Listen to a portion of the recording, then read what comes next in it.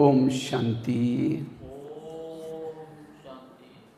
तो आज हम आप लोगों को 1 घंटे की भट्टी करने का चांस मिला है, क्योंकि अव्यक्त महीना है। इसमें जितना हम भट्टी करते हैं, अपनी स्थिति को शक्तिशाली बनाते हैं। ये वरदानी मास हैं। अगर जिन्होंने इस जनवरी मास को शक्तिशाली बनाया, उसके लिए पूरा साल बहुत अच्छा जाएगा। तो इसलिए इस वर्ष में हमें विशेष जनवरी महीने को अच्छा बनाना है, और उसके लिए अव्यक्त स्थिति में रहना है, योग युक्त रहना है। इसे हम प्रभु मिलन मना सकेंगे।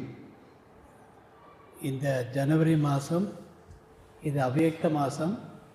இந்த ஜனவரி மாதத்தில் நம்ம நல்லா யோகா பண்ணோம். இன்னொன்று வரதான மாதம். பாப்பாட்டினது எவ்வளோ வரதானம் வேணாலும் வாங்கிக்கலாம். இந்த ஜனவரி மாதம் நல்ல பயனுள்ளதாக மாற்றிட்டிங்கன்னா இந்த வருஷம் முழுவதும் நம்ம நல்லா இருப்போம், நல்ல பயனுள்ளதாக இருக்கும்.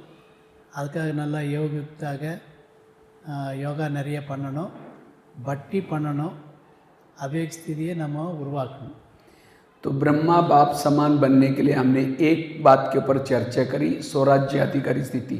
दूसरी बात है, अगर ब्रह्मा बाप समान बनना है, निरंतर योगी बनना है, विकर्माजत बनना है, अशरीरी बनने का अभ्यास, विधेय स्थिति में रहने का अभ्यास, अशरीरी बनने का पुरुषार्थ करना है।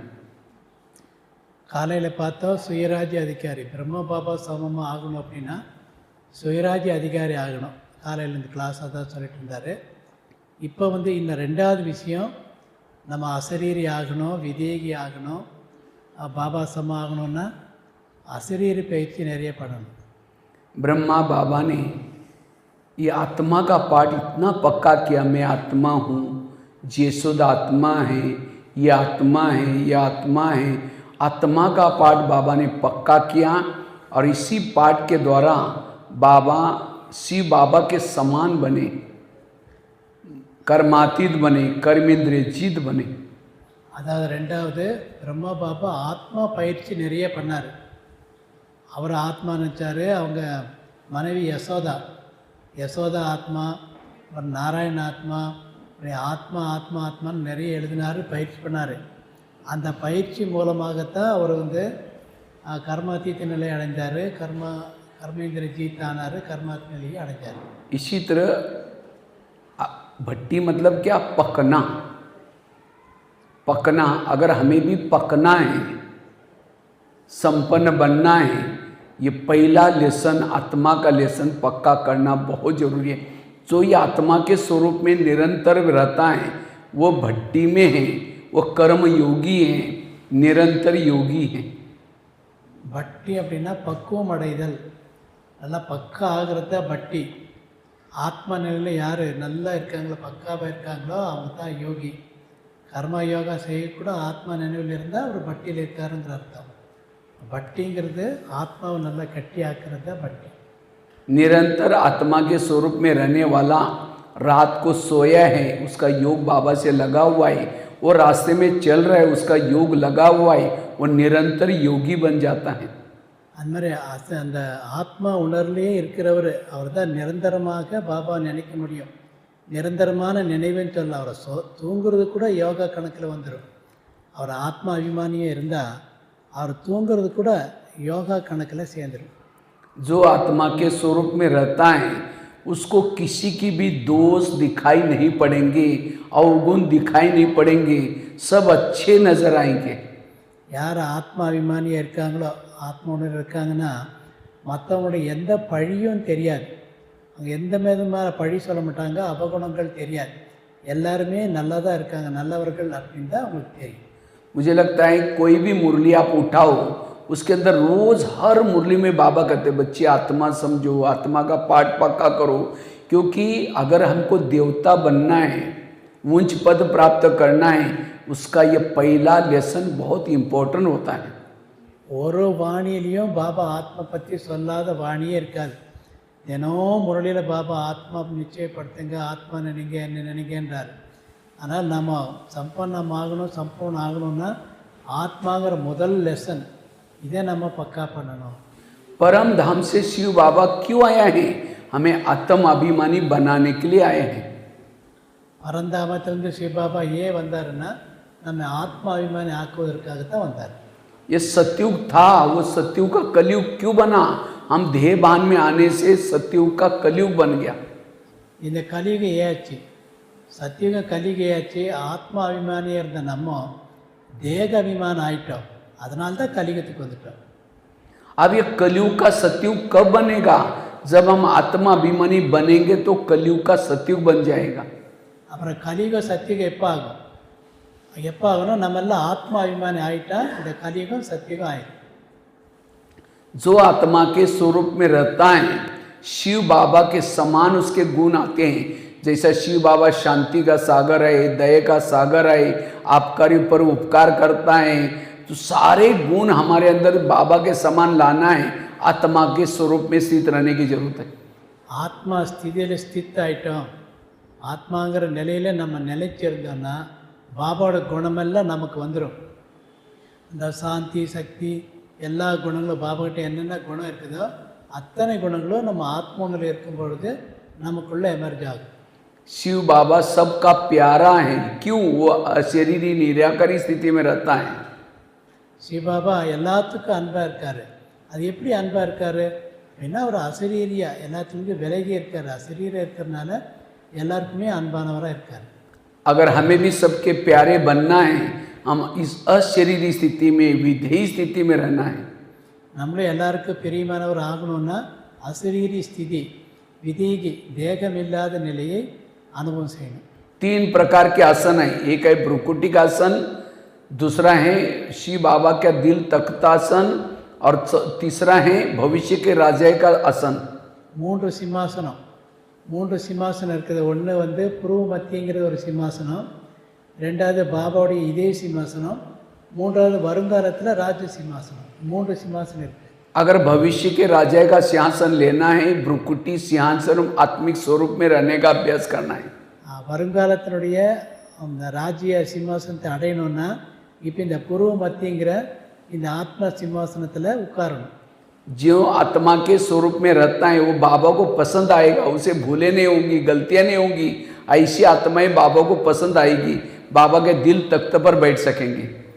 இந்த ஆத்மா அபிமானியாக யார் இருக்காங்களோ, ஆத்மாங்கிற அந்த சிம்மாசனத்தில் யார் உட்காராங்களோ அவங்களுக்கு பாபா பிடிக்கும்.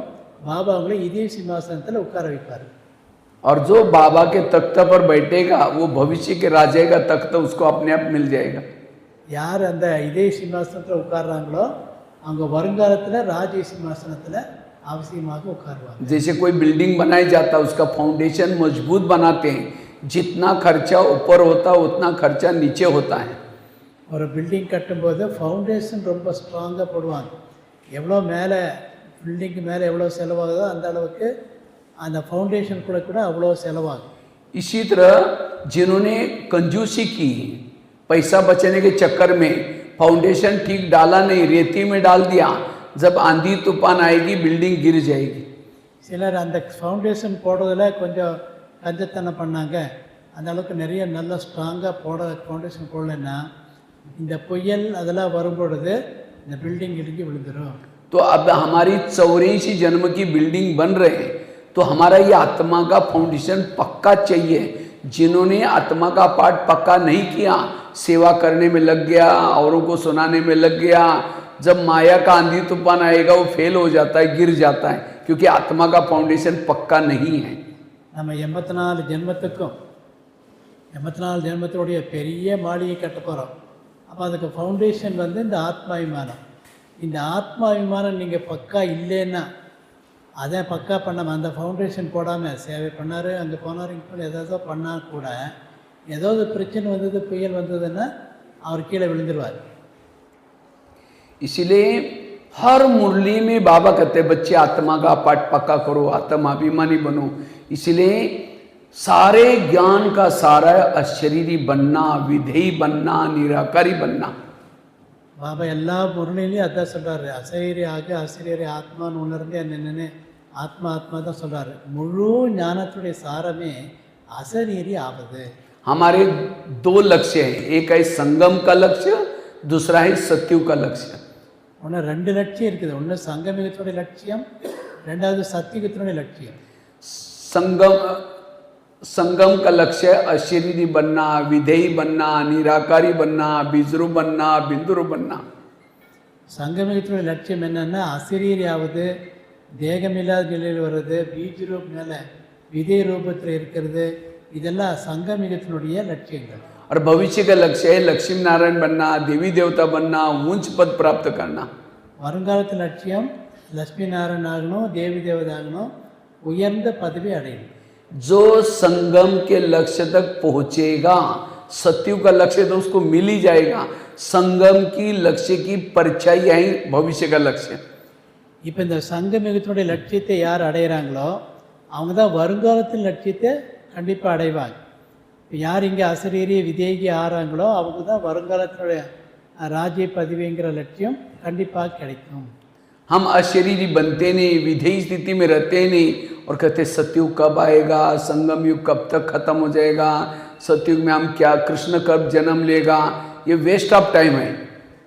நாம் இங்கே அசரீரி ஆகாமல், இங்கே அசரீரி ஆகலை, விதேகி ஸ்திதி ஆகலை, அதே ஆகாமல் சத்தியுகம் எப்போ வரும், இந்த கலியுகம் எப்போ முடியும், எப்போ கிருஷ்ணர் வருவார், அதெல்லாம் கேட்டிருக்கிறது waste of time, time waste.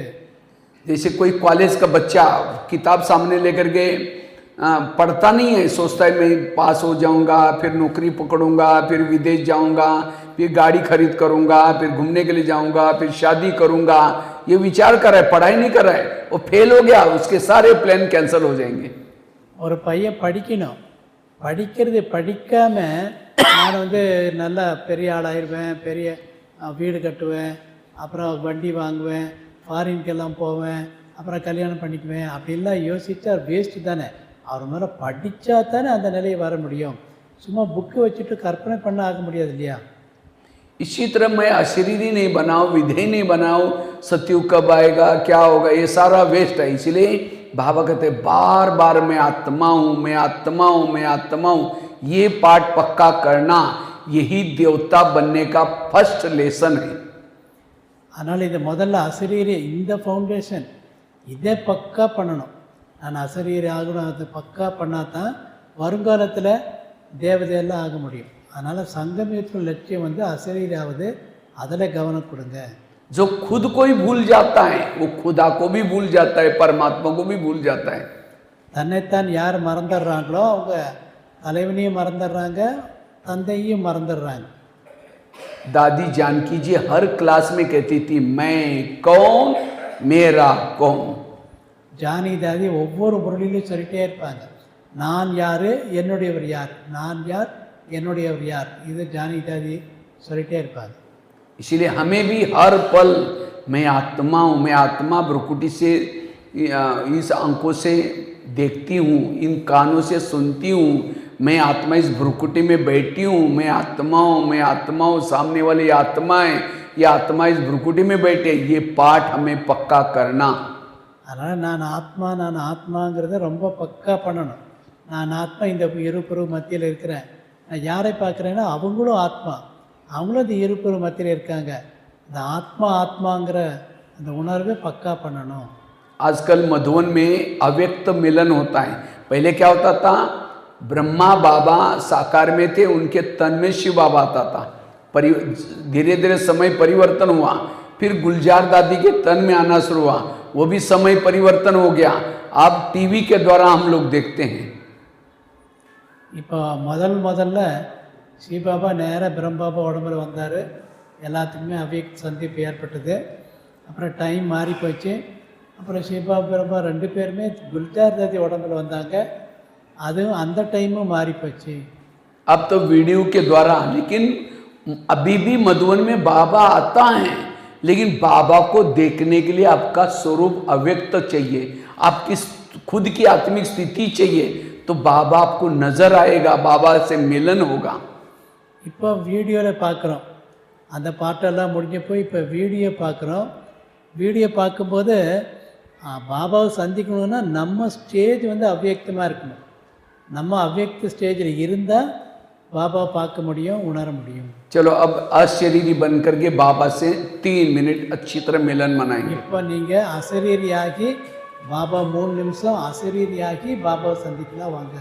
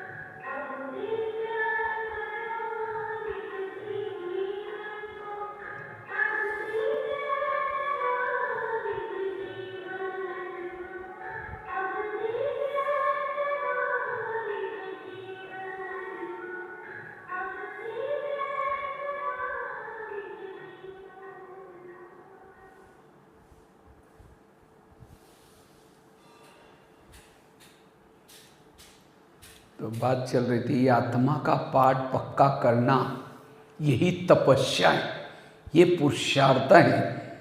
आत्मा के स्वरूप में रहने वालों के शरीर में कोई भी विकार रूपी भूत नहीं रहेगा। जैसे पहले ज़माने में गांव-गांव में भूत रहते थे, क्यों? लाइट नहीं थी, जहाँ अंधेरा होता है वहाँ भूत रहता है। इसी तरह द्वापरिक के बाद क्या हो गया, धीरे धीरे आत्मा की लाइट कम होती गई, कम होती गई, कमी होती गई, शरीर में अंधेरा हो गया थोड़ा सा, इसलिए काम का भूत आया, क्रोध का भूत, लोभ का भूत, और हर शरीर भूत बंगला बन गया। अब इन भूतों को भगाना है, लाइट जला कर रखो, आत्माभिमानी बनो, सारे भूत भाग जाएंगे। ஆத்மாவிமானி பாபா சொல்கிறாரு, இந்த ஆத்மாவிமானிங்கிறது ஆத்மாவில் ஒளி ஏற்றுறது. எங்கே ஒளி இல்லாமல் இருள் இருக்குது அங்கே பூதங்கள் இருக்கும். கிராம பக்கம்லாம் சொல்லுவாங்க இருட்டில் பேய் இருக்கும், பூதம் இருக்கும். எல்லா இடத்துலையும் நல்ல லைட் போட்டால் பேய பூதம் பயம் இருக்காது. அதனுடைய என்ன அர்த்தம்னா, நம்ம ஆத்மா உணர்வு ஆத்மாவுக்கு லைட் ஆச்சுன்னா, அதில் நல்லா ஒளி பிரகாசம் ஆச்சுன்னா எந்த விதமான விகார குணமும் இருக்காது. விகாரங்கிற பூதெல்லாம் ஓடி போயிரு. யார் அசரீரி இருக்காங்களோ அவங்களுக்கு விகாரமே இருக்காது. अभी आप लोग मधुबन जाने वाले हैं, सुना है मार्च में आप लोगों का तमिलनाडु का ग्रुप मधुबन में जाने वाला है। आप लोगों ने टिकट वगैरह तो बनाई होगी, वो टिकट बनाने के साथ साथ बाकी सारे इसके साथ आप अपने शरीर की आत्म अभिमानी की में प्रैक्टिस करके भी जाना, अन्यथा वहाँ तो जाएंगे पहले जैसे आए वैसे आएंगे। इसलिए मधुवन के प्रभु मिलन का आनंद लेना है, ये आत्म अभिमानी बन करके वहाँ मधुवन में जाना, बड़ा आनंद आएगा। இப்போ நீங்கள் மதுவன் போகிறதுக்காக எல்லாமே டிக்கெட் எல்லாம் எடுத்திருப்பீங்க, பணம்லாம் கொடுத்துருப்பீங்க, அந்த தயார் பண்ணுறீங்க. முதல்ல இங்கேயே ஆத்மா அபிமானிங்கிற அந்த ப்ராக்டிஸ் பண்ணணும். சும்மா போனால் வேஸ்ட் ஆயிரும், இவ்வளோ பணம் எல்லாம் வேஸ்ட்டு. நல்லா ஆத்மா அபிமானி நல்லா ப்ராக்டிஸ் பண்ணிவிட்டு அங்கே போனீங்கன்னா ரொம்ப சந்தோஷமாக இருக்கும், நல்லா இருக்கும். आत्मा अभिमानी स्थिति वालों के अंदर गुण और शक्ति अपने आप आती है. ஆத்மா அபிமானி இருக்கிறவங்கிட்ட குணம் சக்தி தானாகவே வந்துடும். जैसे बीज बोया ही नहीं, पानी दिया ही नहीं, वृक्ष आएगा नहीं, जब वृक्ष नहीं होगा तो फल भी नहीं लगेंगे. ஒரு விதையே போடலை, அது தண்ணியே ஊற்றலை, அப்புறம் எப்படி அது மரமாக வளரும்? மரமாக வளரணும், பலன் எப்படி தரும்? பலனும் கிடைக்காது. इसी तरह போடலை, பலமும் கிடைக்காது. इसी तरह मैंने आत्माभिमानी का बीज बोया ही नहीं, स्मृति का पानी दिया ही नहीं, तो हमारे जीवन रूपी वृक्ष में नम्रता, धैर्यता, सहनशीलता, ये गुण रूपी फल कहाँ से आएंगे? कई कहते मुझे सहन ही नहीं होता, इसका मतलब आप आत्मा का प्रैक्टिस किया ही नहीं. जो आत्माभिमानी बनेगा उसके सारे जीवन में गुण और शक्ति अपने आप आ जाएंगे. நம்ம ஆத்மாபிமானி ஆகலை, ஆத்மா ப்ராக்டிஸ் பண்ணலைன்னா அந்த தெய்வீக குணங்களை எப்படி வரும்? ஆத்மாபிமானி ஆகணும், சிமிர்த்திங்கிற தண்ணி, நினைவுங்கிற தண்ணி ஊற்றணும், அப்போ தான் அந்த விருட்சம் பெருசாக வளரும். ஆத்மாபிமானி ஆகலை, தண்ணி ஊற்றலன்னு எப்படி வரும்?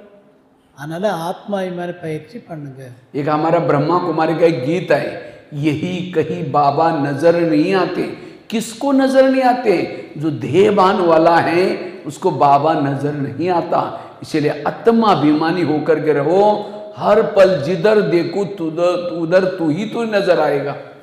இப்போ ஒரு பாட்டு இருக்குது, பாபா உன்னை எங்கே பார்த்தாலும் பார்க்க முடியல அப்படின்னு. எப்படி தெரியும்? நீங்கள் தேக அபிமானத்தில் இருந்தால் பாபா பார்க்கவே முடியாது. ஆத்மா அபிமானி இருந்தீங்கன்னா எங்கே பார்த்தாலும் பாபா, எங்கே பார்த்தாலும் பாபா, பாபா நல்லாவே உங்களுக்கு தெரியும். आज हमारे 4 सब्जेक्ट रखे बाबा ने, ज्ञान, योग, धारणा और सेवा. किसी लिए आत्माभिमानी बनने के लिए 4 सब्जेक्ट रखे हैं. நமக்கு 4 சப்ஜெக்ட் இருக்குது, ஞானம், யோகம், தாரணை, சேவை, 4 சப்ஜெக்ட் இருக்குது. இந்த 4 சப்ஜெக்ட் எதுக்காக?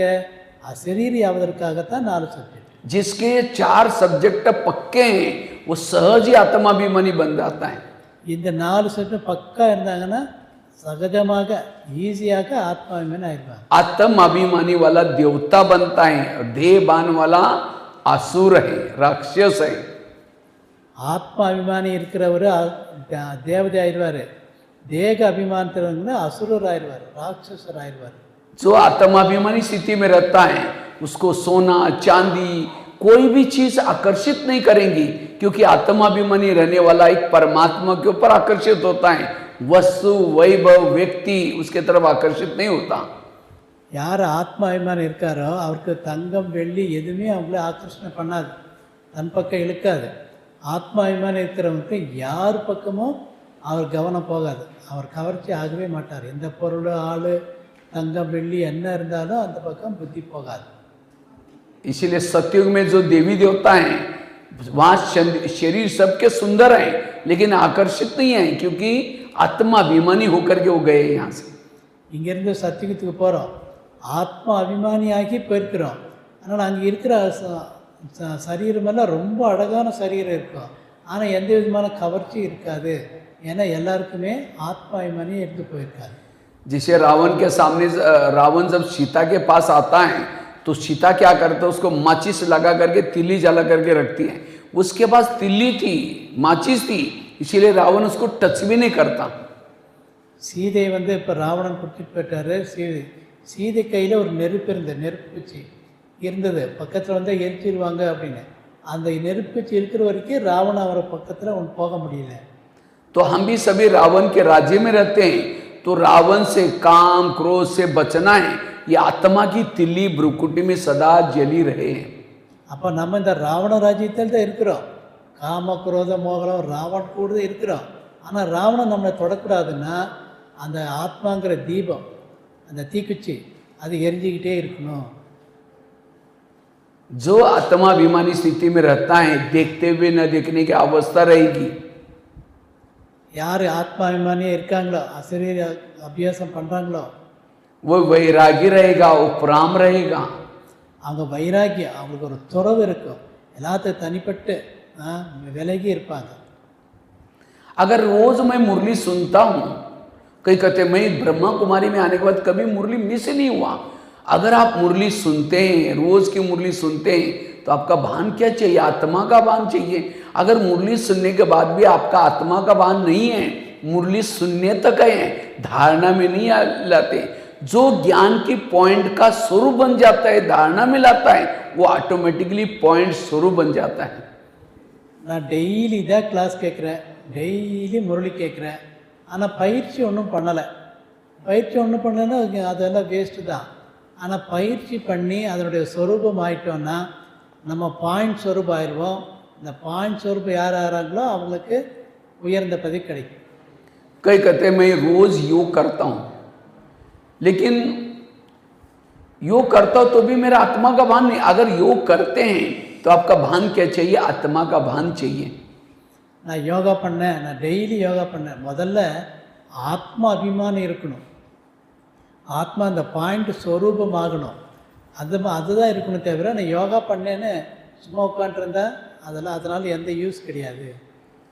कई कहते हम धारणा करते, मैंने खान पान की धारणा की है, ब्रह्मचर्य की धारणा की है. अगर आप धारणा में रहते हैं तो आपका भान चाहिए आत्मिक स्थिति. अगर नहीं है, धारणा दिखावटी है, रियली धारणा नहीं है. இப்போ நம்ம தாரணை செய்கிறோம், நல்ல விஷயத்தில் எடுத்துகிட்டு வந்திருக்கிறோம், நல்ல சாப்பாடு சாப்பிட்றோம், பிரம்மச்சரிய விதத்தில் இருக்கிறோம், இந்த தாரணை இருக்குது. ஆனால் யோகா இல்லைன்னா அந்த தாரணை கூட வீணாயிடும். कई कहते हैं हम जब से ज्ञान में आए, तन से सेवा की, धन से सेवा की. आप सेवा करते हैं तो भान क्या चाहिए? आत्मा का भान चाहिए. अगर नहीं है, इसका मतलब सेवा आप नाम मान शान के लिए करें, असली सेवा नहीं है. जो रियली सेवा करते हैं, सेवाओं से दुआएं मिलती हैं, और दुआएं आत्माभिमानी बनने का विमान है.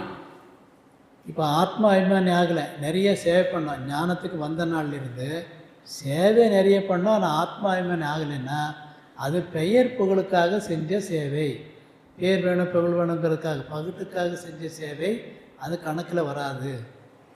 अंतिम समय, विनाश के समय 1 सेकंड के पेपर होंगे. सेकंड में भूकंप आएगा, सेकंड में समुद्र की लहरें हिमाचल को छूने के लिए जाने वाली है. हिमाचल है इधर, समुद्र इधर है, ऊपर से जाएगा और सबको लेके जाएगा. इस सेकंड में अशरीरी बनने की प्रैक्टिस चाहिए. खाने पीने के पेपर आएंगे, परिस्थिति इविल सोल्स के भी पेपर आएंगे. तमाम पेपरों में पास होने के लिए ये आत्मा का लेसन पक्का चाहिए.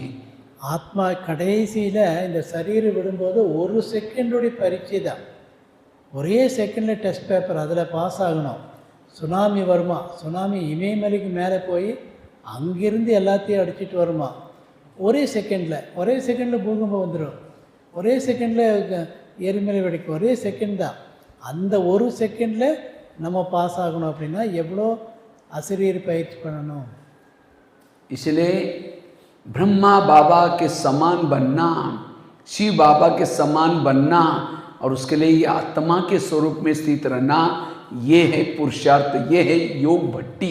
योग भट्टी में रहना मतलब निरंतर आत्मिक स्वरूप में रहना. யோக பட்டின்னு என்ன?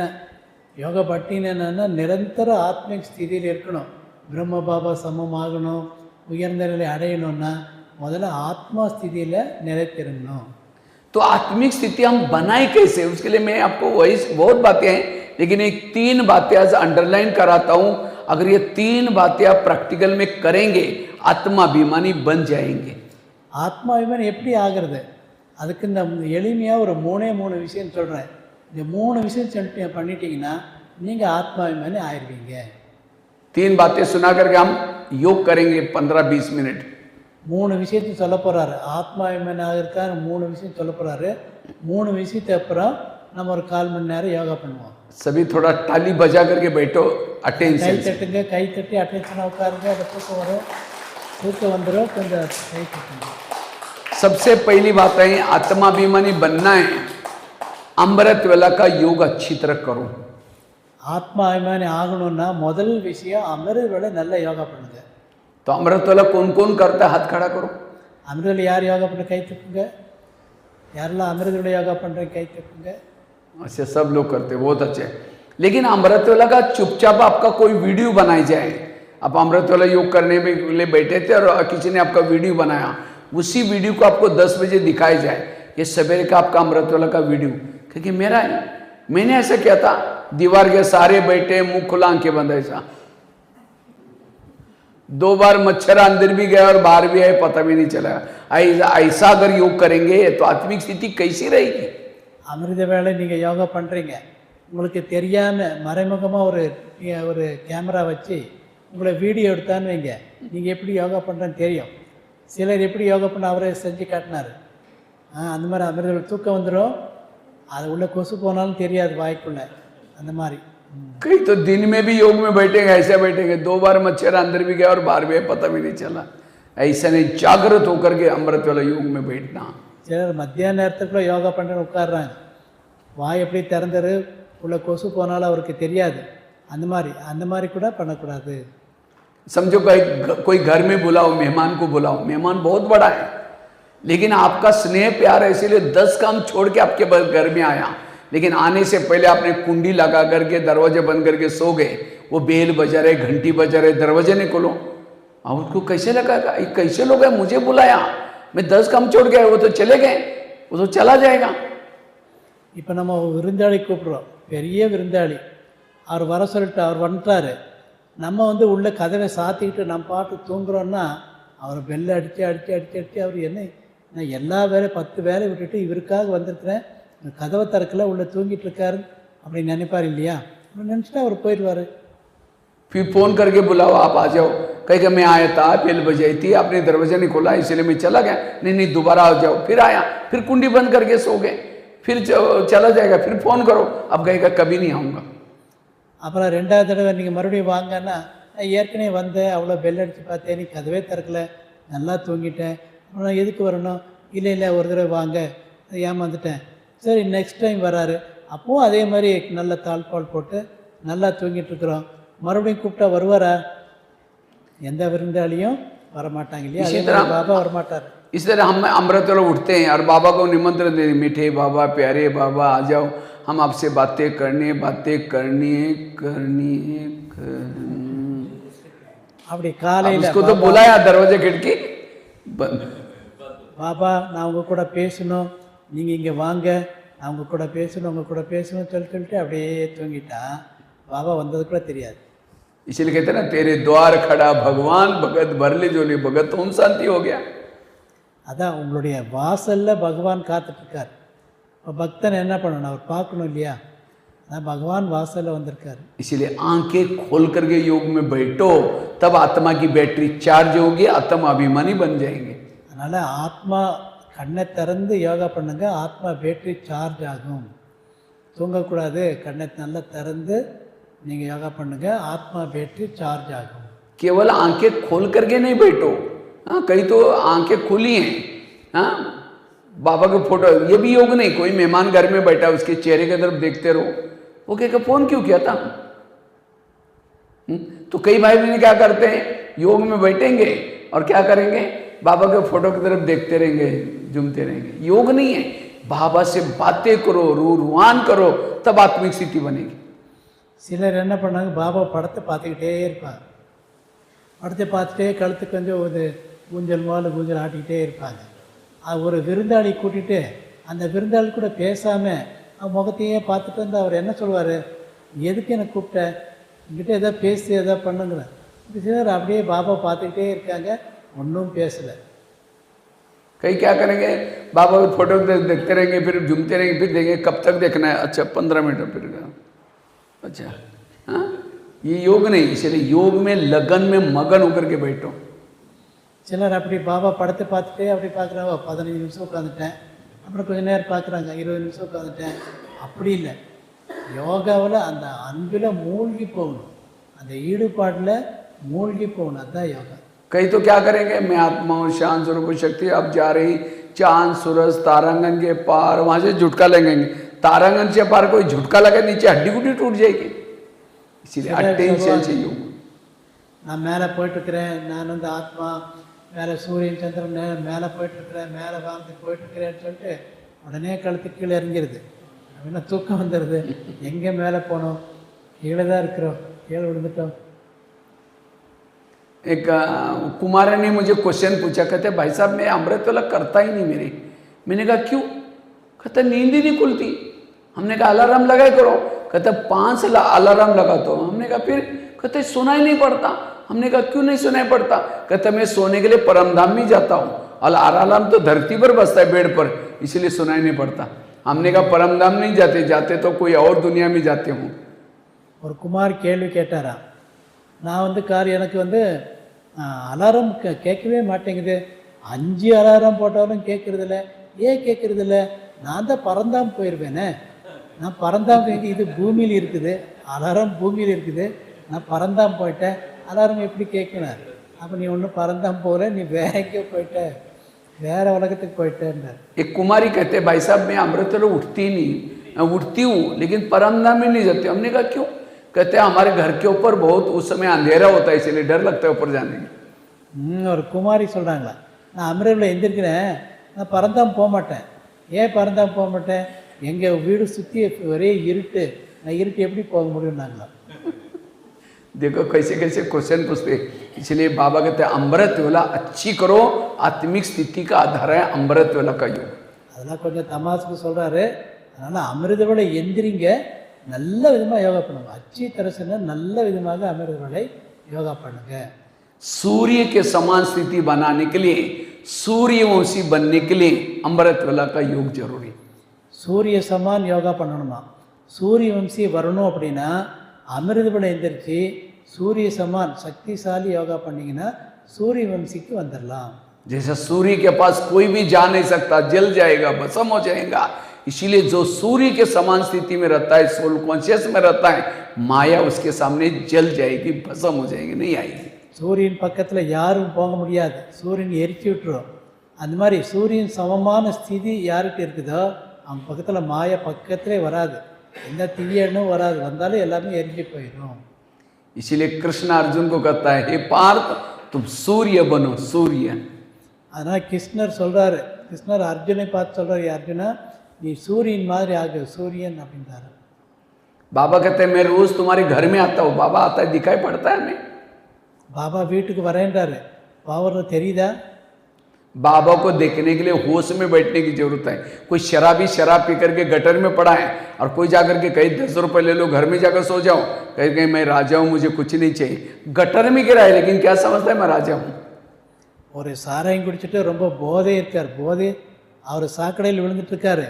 ஒருத்தர் வந்து நீ போய் வீட்டுக்கு போய் தூங்குன்னா அவர் அங்கே தான் அப்படியே எனக்கு இதுவே சொர்க்கம், நான் சொர்க்கத்தில் தூங்கிட்டு இருக்கிறேன், நீ எங்கே சொர்க்கத்தில் தூங்கிட்டு இருக்கிற, நீ வந்து சாக்கடையில் தூங்கிட்டு இருக்கிற, வீட்டுக்கு போய் தூங்கு அப்படின்னு சொன்ன மாதிரி अमृत वेला बाबा वरदानों का झोला लेकर के हर एक घर में आता है, पूछते बच्चे कुछ चाहिए, लेकिन हम ऐसे झूम रहे मुझे कुछ नहीं चाहिए, मैं राजा हूँ। कई तो दिन में झूमते अमृत वेला पता नहीं क्या होता होगा। इसीलिए होश में बैठना, जो होश में बैठता है, जागृत होकर के बैठता है, उसकी अमृत वेला अच्छी है, वो सारा दिन सोल कॉन्शियस स्थिति में रहता है। இப்போ எப்படி அந்த சாராயம் குடித்தவர் அவர் அவருடைய நசாவில் இருக்கார், குடிச்சிட்டு அந்த நசாவில் இருந்த மாதிரி அமிர்த வேளையில் ஒரு சிலர் அந்த மாதிரி நசாவில் இருப்பாங்க।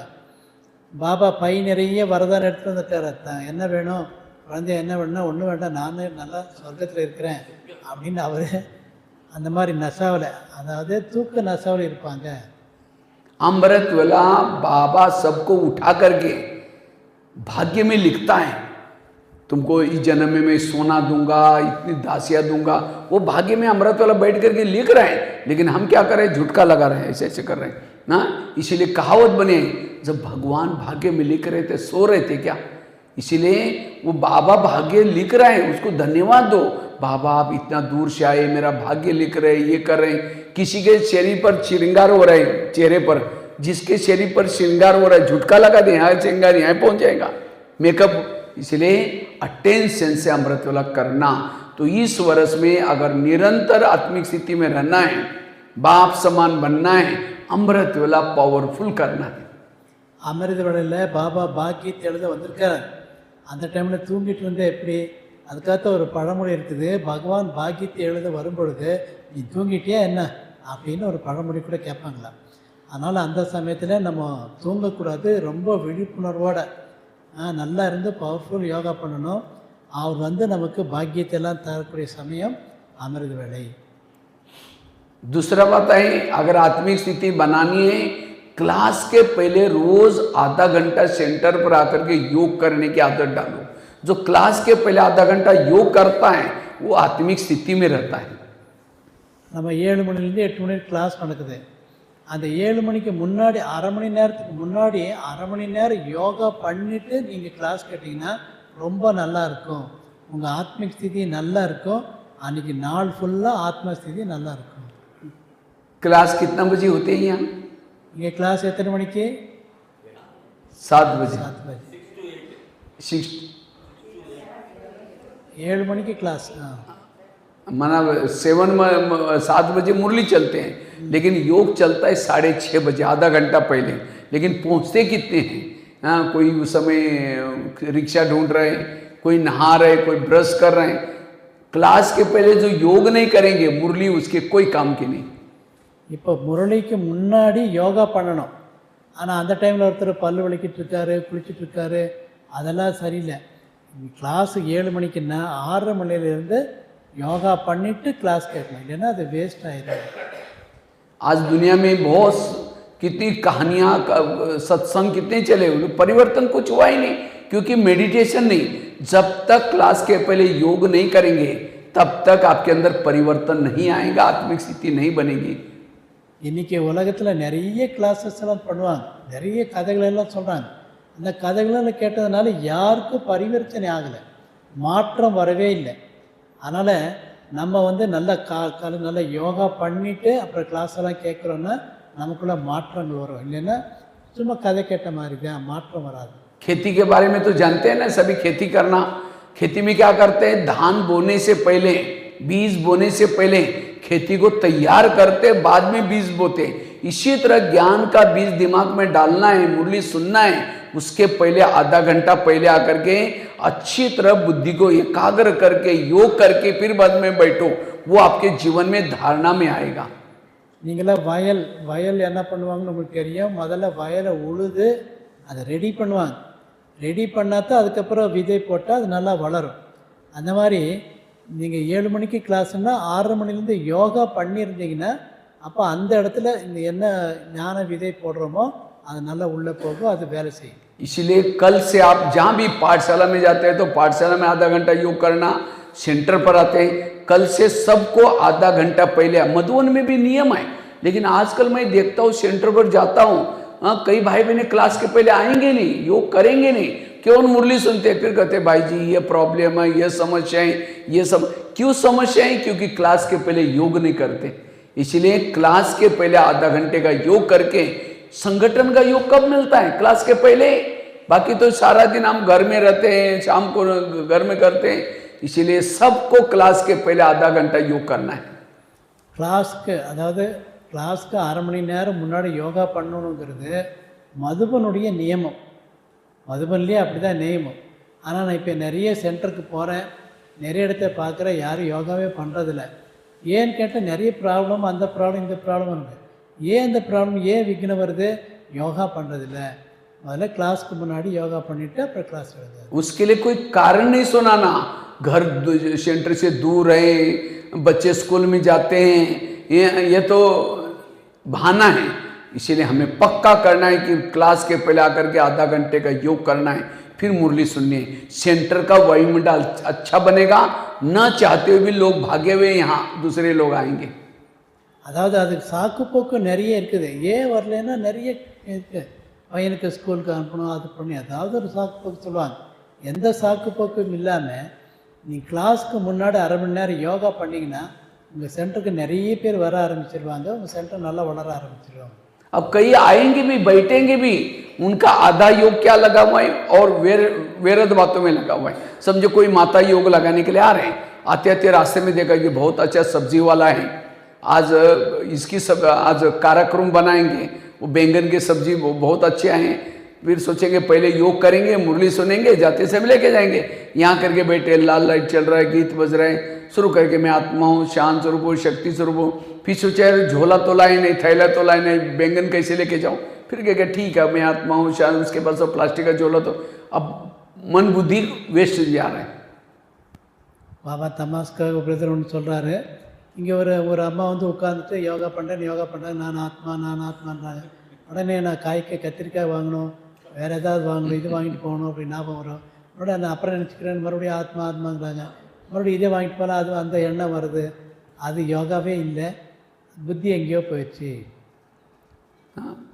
फिर कहेंगे ठीक है मैं आत्मा हूँ. फिर सोचे अरे घर में तो मेहमान आने वाला था, मैंने सोचा था उसके लिए इडली बनाओ, लेकिन दाल चावल तो भिगो ही नहीं, चलो छोड़ो कुछ और बना दे कि मैं आत्मा हूँ, शांत स्वरूप शक्ति स्वरूप. நான் ஆத்மா சாந்தி ஸ்வரம் சக்தி ஸ்வரம் சொல்லுவாங்க. உடனே இன்றைக்கி வீட்டுக்கு விருந்தாளி வரையினாங்களே, அங்கே விருந்தாளிக்கு நல்லா இட்லி தோசை பண்ணலான்னு நினச்சேன், ஆனால் இன்றைக்கி அந்த அரிசி இல்லை, இன்னொரு பொருள் இல்லை, சரி அதை விட அப்புறம் மறுபடியும் ஆத்மா அப்படி. இது என்ன யோகா? फिर कहेंगे मैं आत्मा हूँ. फिर अचानक याद आ रही घर के ऊपर मैं गैस के ऊपर से दूध गर्म करने के लिए रखा था, यहाँ आने के चक्कर में उसको गैस को कम किया या बंद किया, कम किया बंद किया, चलो कोई बुझा देगा, मैं आत्मा हूँ. लाल लाइट की सफ़ेद लाइट होगी, योग का टाइम पूरा हो गया. सामने वाला बैठने सोचा वाह इन्होंने आधा घंटा योग किया, लेकिन इनका योग कहाँ लगाए, बैंगन योग या इडली वाला योग या वो दूध वाला योग, बाबा वाला योग नहीं था. अगर ऐसा योग करेंगे आत्मिक स्थिति कैसी बनेगी? இப்போ அதுக்கப்புறம் இன்னொரு விஷயம், யோகாவில் வந்து உட்காரும்போது நான் பால் வச்சுட்டு வந்துட்டேன், பால் வந்து ஸ்டவ் மேலே வச்சுட்டு வந்தேன், அதை அணைச்சேனா இல்லை சிம்மில் வச்சேனான்னு தெரியலையே, அது என்ன பண்ணுறது, சரி போனால் போட்டோம் அப்புறம் பார்த்துக்கலாம், நான் ஆத்மா அப்படிங்கிறாங்க. அப்போ முதல்ல கத்திரிக்காய் யோகா, கத்திரிக்காய் நினச்சாங்க, அப்புறம் விருந்தாளி நினச்சாங்க, அப்புறம் பால் ஞாபகம் வந்தது, இதே நினச்சிட்டு இருந்தால் என்ன, அதுக்கப்புறம் ரெட் லைட்டெல்லாம் மாறி ஒயிட் லைட் வந்துடும். இதெல்லாம் என்ன யோகா? फिर कई कहते हम मुरली भी सुनते योग भी करते लेकिन आनंद नहीं आता. क्यों नहीं आ रहा है? क्योंकि हम जैसे मोबाइल को चार्जिंग में लगाते हैं, उसकी तारे प्लग में डालते रहो निकालते रहो बार बार, तो चार्ज कैसा होगा? इसी तरह हम भी मन बुद्धि बाबा में लगा रहे, फिर निकाल रहे. इसलिए योग में बैठते समय हमें कोई भी व्यर्थ बातें फालतू बातें याद ना आए. யோகா வரதில்லை எப்படி சிலர் ஆனந்தம் எங்களுக்கு சந்தோஷம் குஷிங்கிறது எப்படி கிடைக்கும் அப்படின்னு ஒன்றுமே அனுபவமே ஆகிறது இல்லையே அப்படிங்கிறாங்க. எப்படி ஒரு மொபைல் சார்ஜ் போடும்போது சார்ஜ் அப்படியே போட்டு சுவிட்ச் ஆன் பண்ணியிருந்தால் சார்ஜ் ஏறிக்கிட்டே இருக்கும், அடிக்கடி அது எடுக்கிறது போடுறதுன்னா அது சார்ஜ் ஆகாது இல்லையா? அதனால் பாபாவை நல்லா இணைச்சி பாபாக்கிட்ட நல்லா யோகா பண்ணிட்டே இருந்தால் நல்லா சார்ஜ் ஆகும், அடிக்கடி கட் ஆகிட்டே இருந்தால் சார்ஜ் ஆகாது. कोई मेहमान घर में आया और माँ उसके साथ गहरी गहरी बातें कर रही और बच्चा बीच में आता है, मम्मी मेरी टाई कहाँ है, मम्मी मेरा जूता कहाँ है. ठहर जाओ बाद में दूंगी, मैं मेहमान से बात कर रहे हैं, क्योंकि बच्चा तो रोज़ का है. तो ये सब्जी बनाना खाना बनाना ये रोज़ की बातें. परमात्मा 5000 साल के बाद आया है, उस समय कोई बैंगन भी नहीं याद है, कुछ नहीं आया. ऐसा योग में बैठो, इसको कहते हैं ज्वाला स्वरूप योग, शक्तिशाली योग. और ऐसा योग करने वालों की सारा दिन आत्मिक स्थिति है. ஒரு அம்மா வந்து ஒரு விருந்தாளி கூட பேசுகிறாங்க, விருந்தாளி கூட முக்கியமான விஷயம் இல்லையா, முக்கியமாக விருந்தாளி இருக்கார் பேசுகிறாங்க. ஒரு சின்ன பையன் என்னுடைய சாக்ஸ் எங்கே போச்சு, ஷூ எங்கே போச்சு, என்னுடைய விளையாட்டு பொருள் எங்கே அப்படின்னு அடிக்கடி கேட்டுகிட்டே இருந்தால் நான் அப்புறம் தரப்போ அப்படின்ட்டு இங்கே முக்கியமாக பேசுவாங்க இல்லையா? அதே மாதிரி இப்போ விருந்தாளி வந்திருக்கார், விருந்தாளி கூட நல்லா பேசணும், நல்லா யோகா பண்ணணும். அதை விட்டுட்டு கத்திரிக்காய் அது இது நினச்சிட்டு அப்படி யோகா பண்ணால் वेस्ट गाने. मैं गुजरात में एक सेंटर पर गया था, वहाँ उनका योग 6:30 से 7 योग चलता है, नहीं 6 से 6:30 योग चलता है और 6:30 से लेकर के 7:15 तक मुरली चलती है. जैसे मैं गया था एकदम क्लास फुल, तो मैंने बहन जी को कहा मैं आने वाला था इसीलिए जल्दी आए. नहीं हमारे नियम है. उन्होंने कहा, वो बहन जी ने 6 बजे हमारे गेट का हॉल का दरवाजा बंद होता है, बीच में कोई नहीं आ सकता. अगर लेट आएगा तो नीचे एक हॉल है, वहाँ माइक रखा है, वहाँ सुन के जाएगा. हॉल में परमिशन नहीं है. प्रीचर्स का कॉलेज है. குஜராத்தில் அப்படி ஒரு சென்டர் இருக்குதா, குஜராத் சென்டர் 6 மணிக்கு க்ளோஸ் பண்ணிடுவாங்க. 6 மணிக்கு மேலே வந்து அவர் கீழே ஒரு இடத்துல இதை ஸ்பீக்கரில் கேட்டுட்டு போயிடணும். 6 மணிக்குள்ளே வந்தாருன்னா உள்ளே வந்து யோகா பண்ண 1/2 மணி நேரம் யோகா பண்ணிவிட்டு அப்புறம்தான் கிளாஸு. அது ரொம்ப ஸ்ட்ரிக்டாக பண்ணியிருக்காங்களா. அதனால் இவர் ஒரு நாள் போகும்போது ஹால் ஃபுல்லாக உட்காந்துருக்காங்களா. எப்படி நான் வர்றேன்னு தெரிஞ்சுட்டு வந்திருக்காங்களா, நான் இன்றைக்கி நான் வர்றேன்னு தெரிஞ்சுட்டு இத்தனை பேர் வந்து உட்காந்துருக்காங்களா? அப்படி இல்லை, இது நியமம். 6 மணிக்கு யார் உள்ளே வரலன்னா அங்கே உள்ளே வரவே முடியாது, அவர் வெளியே தான் போகணும். அதனால் எல்லாருமே சீக்கிரமாக வந்துடுறாங்க. 6 மணி நேரம் யோகா முடிச்சுட்டு தான் क्लास। मैं जिस स्कूल में पढ़ता था वहाँ स्कूल में क्या होता था, 11 बजे प्रेयर होती थी, 11 बजे प्रेयर होती थी। जैसे 11 बज गया हमारे वो स्कूल का गेट बंद करते थे प्रिंसिपल। उसके बाद जो भी टीचर लेट आएगा, स्टूडेंट लेट आएगा, उसको बाहर खड़ा करते थे प्रिंसिपल। और प्रेयर होने के बाद सभी बच्चे स्कूल में जाते थे, फिर प्रिंसिपल खुद होकर के वहाँ जाएगा गेट के पास। लेट क्यों आया? कई बच्चे कहते थे सर साइकिल पंक्चर। हाँ साइकिल पंक्चर हो गई कोई बात नहीं, ये तो छोड़ दे, लेकिन जिसका कोई कारण नहीं, इतनी पिटाई करता था प्रिंसिपल, दोबारा कोई भी बच्चा उसको प्रेयर मिस नहीं करता था। அவர் படித்த ஸ்கூல் சொல்கிறார், படித்த ஸ்கூலில் யாரும் லேட்டாக வரக்கூடாது, லேட்டாக வந்து கேட்டை மூடிடுவாங்க. அப்போ கேட்டை முடிச்சுட்டு கேட்டுக்கு பின்னாடி கொஞ்சம் பேர் நிற்பாங்க இல்லையா, அப்போ பிரின்ஸிபலே அங்கே போவாராம்.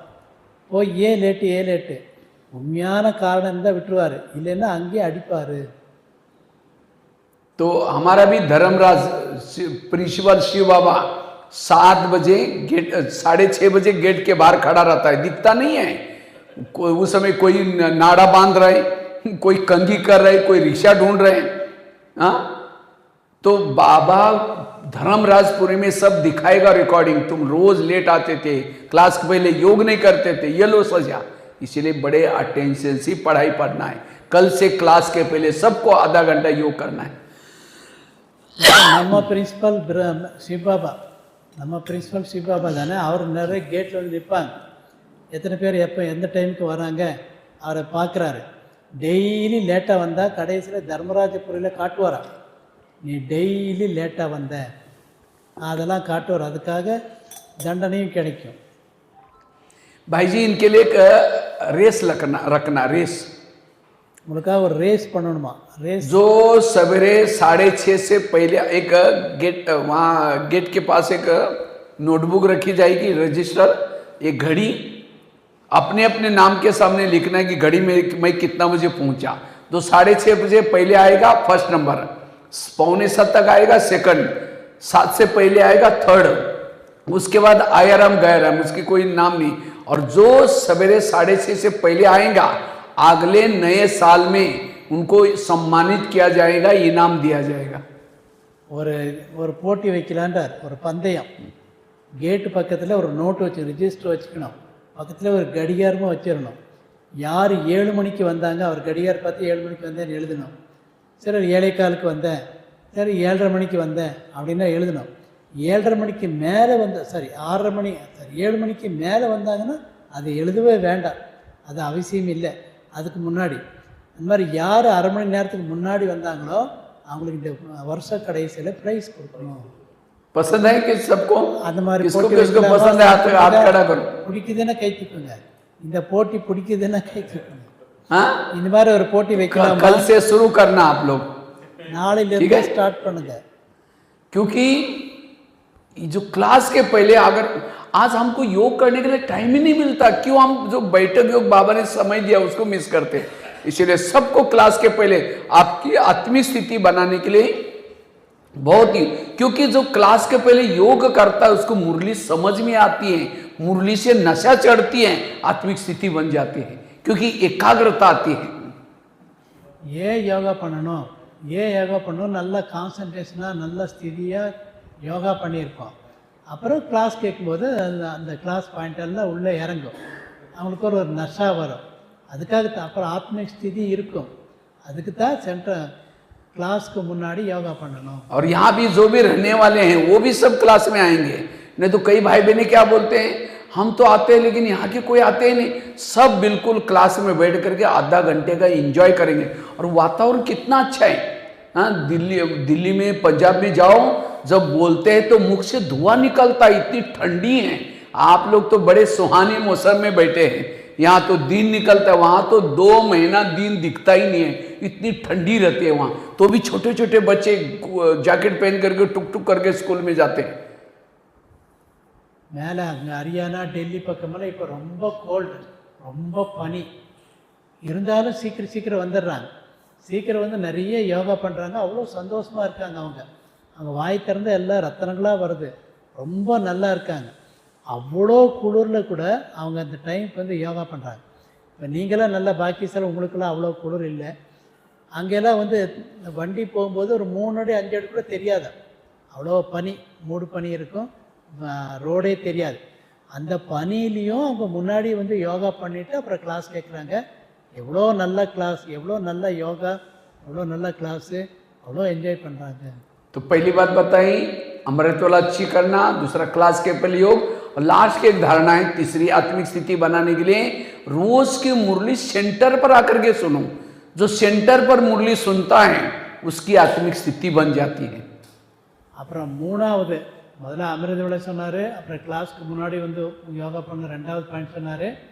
அப்புறம் இப்போ வந்து முரளி டெய்லி சென்டருக்கு வந்து கேட்கணும். நான் வீட்டிலே கேட்டுக்கிறேன், ஆன்லைனில் கேட்டுக்கிறேன் அப்படி இல்லை. சென்டருக்கு வந்து இல்லைன்னா கீதா பாடசாலை போய் அங்கே முறைப்படி கிளாஸ் கேட்கணும். आजकल कईयों को माया लगे ऑनलाइन से सुनने की. जो ऑनलाइन से सुनेंगे उनकी पूजा भी ऑनलाइन से हो जाएगी.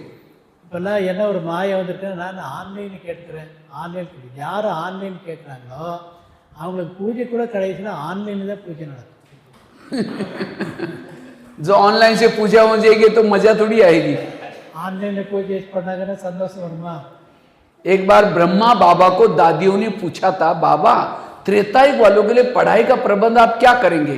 बाबा ने कहा कि बच्चे सतयुग के रेगुलर स्टूडेंट 9 लाख बनाओ, त्रेतायुग के लिए पढ़ाई का प्रबंध मैं आगे चल करके करूंगा. ब्रह्मा बाबा கேட்டாங்களா? ब्रह्मा बाबा क्या पूछा आपने? ब्रह्मा बाबा को दादियों ने पूछा, बाबा त्रेतायुग वालों के लिए पढ़ाई का प्रबंध आप क्या करेंगे, क्योंकि उसके लिए मधुबन में इतने बड़े हॉल बनाना पड़ेगा, रहने का. बाबा ने कहा कि नहीं नहीं, क्लास के रेगुलर स्टूडेंट 9 लाख बनाओ, त्रेतायुग का प्रबंध मैं आगे चल करके करूंगा. திரேதாயுகத்தில் வரக்கூடிய ஆத்மாக்களெல்லாம் என்ன அவங்களை ஏற்பாடு பண்ணுறது அப்படின்னு தாதியெல்லாம் கேட்டாங்களா? அதுக்கு பாபா முதல்ல 9 லட்சம் பேர் ஏற்பாடு பண்ணுங்க, அப்புறம் திரேதாயுக ஆத்மாக்கள் தானாக ஆயிரும், தனியாக வந்துடுவாங்க. நீங்கள் அதை பற்றி இப்போ யோசிக்க வேண்டாம், முதல்ல 9 லட்சம் பேரை தயார் பண்ணுங்கன்னு சொன்னாங்க. अभी बाबा ने 10-12 साल से peace of mind TV, Facebook, WhatsApp, YouTube ये सब चालू किया. किसके लिए? त्रेतायुग वालों के लिए. तो आपको सतयुग में जाना है, त्रेता में जाना है. இப்போ இந்த ஃபேஸ்புக்கு, யூடியூப்பு அதெல்லாம் பார்க்குறவங்க திரேதாயுகத்தில் வருவாங்க. அவங்களாம் அதெல்லாம் பார்த்துட்டு திரேதாயுகத்தில் வந்துடுவாங்க. நம்ம சத்தியுகத்துக்கு வரணுமா, திரேதாயுகத்துக்கு வரணுமா? तो पढ़ाई कहाँ पढ़नी है? सेंटर पर सम्मुख पढ़नी है. படிக்கிறது நான் யூடியூப்பில் படித்தேன், வாட்ஸ்அப்பில் படித்தேன்னா திரேதாயுகம் தான். நீங்கள் சென்டருக்கு வந்து படிச்சீங்கன்னா தான் सत्यवित एक भील था राक्षस भील एकलव्य। तो एक बार गुरु द्रोणाचार्य के पास गया एकलव्य, तो कहता मुझे नंबर 1 चाहिए, मैं अर्जुन से भी होशियार हूं। कहा कि तुम अर्जुन से भी होशियार हो? तुमने तुम्हारा गुरु कौन है? कहता आप ही मेरे गुरु हैं। तो कहा कि तुम मेरे पास कभी आए ही नहीं, चलो मैं दिखाता हूं। एक जंगल में लेके गए गुरु द्रोणाचार्य को और वहां एक पुतला दिखाया, देखो आपका ही पुतला है। तो भी उसको नंबर 1 नहीं दिया। नंबर 1 किसको दिया? अर्जुन को। अर्जुन गुरु के सामने सिखाता और वो पुतले के सामने सिखाता, इसलिए नंबर 1 किसको दिया? अर्जुन को दिया। ஏகலைவன் கலை சொன்னார். ஏகலைவன் துரோணாச்சாரியருக்கு அவர்கிட்ட ஒரு துரோணாச்சாரியர்கிட்ட வந்தாராம். நான் அர்ஜுனை விட நான் வில் வித்தை எனக்கு தெரியும், அவரை விட நான் நல்லா வில் விடுவேன் அப்படின்னா நீங்கள் யார் உன்னுடைய குருன்னா நீங்கள் தான் என்னோடய குரு, எப்படி நான் குரு ஆக முடியும் அப்படின்னா காட்டுக்குள்ளே கூட்டிகிட்டு போனாராம். காட்டுக்குள்ளே கூட்டிகிட்டு போய் இவர் மாதிரியே ஒரு சிலை பண்ணி வச்சுருக்காரு, துரோணாச்சாரி மாதிரியே. நான் அதை வச்சு தான் நான் கற்றுக்கிட்டேன். இப்போ அதுக்கிட்ட கற்றுக்கிட்டு அதை முறையாக கற்றுக்கிறார். குருக்கு முன்னாடி கற்றுக்கிட்டா தானே முறையாக கற்றுக்கிட்டாங்க. அதனால் நம்பர் 1ங்கிறது அர்ஜுனை கொடுத்தாங்க, ஏகலைவனுக்கு கொடுக்கல। ये फेसबुक, व्हाट्सएप, यूट्यूब ये भी एक पुतला है। उसके सामने बैठ कर ये शिवानी बहन के क्लासेस, महारती की क्लासेस सुन करके होशियार तो बनेंगे, नंबर 1 नहीं जाएंगे। नंबर 1 बनना है सेंटर पर आकर के सम्मुख बाबा की मुरली सुनना, वो नंबर 1 जाएंगे। वो है अर्जुन और वो है भील एकलव्य। इसलिए सेंटर पर आकर के सुनना। இந்த வாட்ஸ்அப்பில், ஃபேஸ்புக்கில், யூடியூப்பில் கேட்குற ஏகலைவனா சென்டர் வந்து கேட்டால் தான் அர்ஜுனன். அப்போ அர்ஜுனுக்கு தான் நம்பர் 1 கொடுப்பாங்க, அங்கே இருக்கிறவங்களுக்கு நம்பர் 2 அப்படின்னா திரேத்தயுகம் தான் வருவாங்க. एक जैसे दिखाते हैं ना, कृष्णा बीच में मुरली बजा रहे हैं और गोपिका चारों तरफ से रास कर रहे हैं, और एक सीता का क्या दिखाते हैं, सीता अकेली बैठी है, रो भी रहे, राम को याद भी कर रहे हैं, संगठन में सब मुरली सुन रहे हैं और मुरली के धान में सब अतीन्द्र सु का डांस कर रहे हैं, और एक अकेला ऑनलाइन में बैठ करके सुन रहे हैं वो समस्या प्रॉब्लम। इसीलिए संगठन में सुनना जरूरी है। जो संगठन में मुरली सुनते हैं सत्युग वाली आत्मा, और जो अकेले वहां सुनते हैं वो त्रेतायुग वाले। इसीलिए यहाँ मुरली जो ये 3 चीजें करता है आत्मिक स्थिति बन जाती है। இப்போ வந்து கிருஷ்ணர் முரளி ஊதும்போது, அதாவது புல்லாங்குழல் அவர் ஊதும்போது எல்லாம் கோபகோபியர்லாம் ஓடிட்டு வந்தாங்க, எவ்வளோ சந்தோஷமாக டான்ஸ் ஆடினாங்க, அவ்வளோ சந்தோஷம் அவ்வளோ சந்தோஷம். ஆனால் சீதை எங்கே இருந்தாங்க? சீதை தனியாக உட்காந்துக்கிட்டு ஏதோ கடவுள் நினச்சிட்டு ராம் ராம் நினச்சிட்டு இருந்தாங்க. அவங்களுக்கு சந்தோஷமும் இல்லை, ஒன்றும் இல்லை. அதனால் யாரெல்லாம் இந்த வாட்ஸ்அப்பில் ஃபேஸ்புக்கில் யூடியூப்பில் கேட்குறாங்களோ அவங்களாம் சீதைகள். சரி, அவங்க திரேத்தயுகம் தான் வருவாங்க. இங்கே வந்து பண்ணுறவங்க தான் அவங்க வந்து கோபகோபியர்கள், கிருஷ்ணர் கூட கோபகோபியர்கள், அவங்க சத்தியத்துக்கு வந்துடுவாங்க. बाबा कभी कभी कहते थे आगे चल करके ब्राह्मणों का झाड़ हिलेगा, तो मैं कभी सोचता था ब्राह्मणों का झाड़ कैसे हिलेगा, लेकिन अचानक कोरोना काल आ गया, मुरली जो ब्राह्मणों का भोजन है वो बंद हो गया, तो भी बहनों की कमाल आए, ऑनलाइन में सीख करके कुछ करके शुरू किया। उसके बाद धीरे धीरे कोरोना काल खत्म हो गया, लेकिन कई लोगों को उसकी आदत लग गई, अरे मुरली तो सुननी है, उसके लिए रिक्शा की क्या जरूरत है, रिक्शा करके जाना पड़ता है, वही मुरली यहाँ सुनो। धीरे धीरे वो आना ही बंद कर दिया, ओम शांति हो गया, कई तो ज्ञान से चले भी गए। ये है कच्चे लोगों की निशानी। इसलिए यहाँ आकर के सुनना, भले यूट्यूब में भी सुनो, बच्चे स्कूल में जाते हैं, स्कूल की पढ़ाई करके आते हैं के बाद जब फ्री रहते हैं उस समय ट्यूशन लगाते हैं, आप भी यहाँ आओ, मुरली सुनो, योग करो संगठन में, उसके बाद घर में जाकर के भले यूट्यूब यूज करो, लेकिन यहाँ अगर आएंगे नहीं वही करेंगे तो आप फिर माया धीरे धीरे कच्चा खा लेगी आपको। इसलिए माया इससे भी बचना। இப்போ பாபா வாணின்னு சொல்லும்போது பிராமணருடைய மரம் வந்து அசையும், பிராமணர் மரம் அசையும், நிறைய பேர் விழுந்துருவாங்க, நிறைய பேர் விட்டுட்டு ஓடி போயிடுவாங்க. பாபா வாணியில் சொல்லும்போது பிறகு சொல்கிறேன், எனக்கு அது எப்படி அசையும், எப்படி எல்லாம் ஓடுவாங்க, பாபா குழந்தை ஆகிட்டாங்க, நிச்சயமாச்சு எப்படி போவாங்க. அதுதான் இப்போ கொரோனா வந்தது. கொரோனா வந்தபோது யாரும் சென்டருக்கு வர முடியல. சரி, சென்டருக்கு வர முடியலேங்கிறதுக்காக இந்த வாட்ஸ்அப்பில் சரி இந்த ஆன்லைன் கிளாஸ் எல்லாம் ரெடி பண்ணாங்க. அதுவே பழக்கமாயிடுச்சு. இப்போ கொரோனா போன பின்னாடி கூட இப்போ வரமாட்டேன்றாங்க. ஏன்னா நாங்கள் தான் ஆன்லைன் முரளி தானே கேட்கணும், நான் ஆன்லைன்லேயே கேட்டுக்கிறேன் அப்படின்ட்டு வரமாட்டேன்றாங்க. சிலர் விட்டுட்டே போயிட்டாங்க. உள்ளே வந்து கிளாஸ் கேட்டால் தான் அவங்களுக்கு ஒரு சந்தோஷம், ஒரு நம்பிக்கை வரும். வீட்டில் உட்காந்து கேட்கும்போது அவ்வளோ நல்லா இருக்காது. இந்த மாதிரி நிறைய பேர் அதில் போயிட்டாங்க. அதனால் இப்போ வந்து டியூஷன் மாதிரின்றார். அதுக்காக யூடியூப்பில் கிளாஸ் எல்லாம் கேட்கக்கூடாதுன்னு சொல்லலை, அது எக்ஸ்ட்ரா டியூஷன், எக்ஸ்ட்ரா படிப்பு. நீங்கள் வந்து சென்டருக்கு வந்து வாணி கேட்டுட்டு அப்புறம் போய் நீங்கள் அதெல்லாம் பாருங்கள். और आजकल इसके यूट्यूब में फेसबुक में भी माया घुसी है। आज ऐसे ऐसे ग्रुप निकले, मेरे में मामा आ गए, मेरे में बाबा आ गया, मेरे में ये हो गया। अगर किसी की बातें सुन लेंगी कई चक्कर में इतना अच्छा संगठन, इतना अच्छा रियली ज्ञान 5000 साल के अंदर मिला है, वो ऐसी बातें आपको संगठन से दूर कराएंगी, बाबा से भगाएंगी। इसलिए इसे बच करके रहना। ரொம்ப ஜாக்கிரதையாக இருங்க. யூடியூப்பில் கிளாஸ் கேட்குறவங்க ரொம்ப ஜாக்கிரதையாக இருக்கணும். இப்போல்லாம் எனக்குள்ளே பாபா வராருன்னு அது ஒரு குரூப் வந்துருக்குது. நான் பாபா பார்த்தேன், பாபா எனக்கு சொன்னார் அப்படின்னு அவங்க ஒரு குரூப்பு. இப்படி அவங்கவங்க ஒவ்வொரு குரூப் பண்ணும்போது சிலர் ஏமாந்து அவங்க பின்னாடி போயிடுவாங்க. எல்லாம் இருக்கிறதும் போச்சு, நம்ம கேட்ட ஞானம் அதெல்லாம் அவங்க பின்னாடி போய் எல்லாம் போயிடும். அதனால் ரொம்ப ஜாக்கிரதையாக இருங்க. அந்த மாதிரி விஷயங்கள கூட வருது. பிரம்மகுமார் பற்றி மோசமாக எழுதுறது கூட வருது. ஏமாந்து அதை படிச்சுட்டு அதை நம்பிட்டாங்கன்னா அப்புறம் சென்டர் வரதே நிறுத்திடுவாங்க. और वही क्लासेस सुनो यूट्यूब से जो आपका सब्जेक्ट कच्चा है, और मधुबन में जो ऑफिशियली क्लासेस चलती है महारथियों की वही सुनो, और इधर उधर की आपको उल्टा सुल्टा श्रीमत देंगे, फंस जाएंगे। इसलिए अगर ये 3 चीजें आप करेंगे, अमृत वाला अच्छी करेंगे, क्लास के पहले योग करेंगे, मुरली वो सेंटर पर सुनेंगे, ये 3 चीजों से आपकी आत्मिक स्थिति बनेगी। और जिन्होंने आत्मिक स्थिति बनाई, दैवी गुण दैवी संस्कार आएंगे, वो सहज बाप समान बनेंगे, ऊंच पद प्राप्त कर सकेंगे। இப்போ அப்படியே யூடியூப்பில் கிளாஸ் கேட்குறதா இருந்தாலும் நல்லா மகாரதிகள் மதுபன்லேருந்து அஃபீஷியல் வருது, மதுபன்லேருந்து வரக்கூடிய அஃபீஷியல் கேளுங்க, மகாரதி சிஸ்டர்ஸ் பிரதர்ஸ் சொல்லக்கூட அந்த கிளாஸ் கேளுங்க. எல்லாருடைய கிளாஸ் கேட்டு கடைசியில் கன்ஃபியூஸ் ஆகிடாதீங்க, அங்கங்கே போய் உங்களுக்கே டவுட் வந்துடும். அந்த மாதிரி பண்ணாதீங்க. அப்போ 3 விஷயம் சொன்னார்.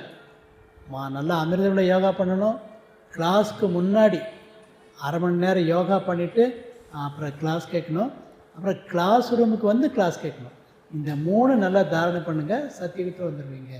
मैंने ये आत्मा का पाठ ही पक्का किया, उसी से क्या बन गए। मैंने अपने हाथ पर भी लिख करके रखा, देखो मैं आत्मा हूँ, इधर मैं आत्मा हूँ, इसी हाथ में भी लिखा है। मैंने आत्मा की प्रैक्टिस से ही आज कितना सारा जेलों में 1200 जेल में जाकर के लेक्चर किया है, 11-12 हजार स्कूलों में किया है। मेरे अंदर जो पावर आई आत्मिक स्थिति से, तो इसीलिए ये आत्मा का लेसन पक्का करना, यही बाप समान जो आत्मा की स्थिति में रहता है, वो डरता नहीं, घबराता नहीं, काम क्रोध सारे विकार भाग जाते। सबसे बड़ा विकार है देहभान। देहभान आने से काम आता है, क्रोध सारे विकार आते। इसलिए राम रावण का युद्ध चलता है, राम रावण का एक सिर काटता है, फिर दूसरा काटता है, सिर तो कट जाते हैं, दोबारा जुट जाते हैं। राम परेशान हो गया, उसका जो भाई, क्या नाम उसका, रावण का भाई, कुंभकर्ण नहीं दूसरा, विभीषण।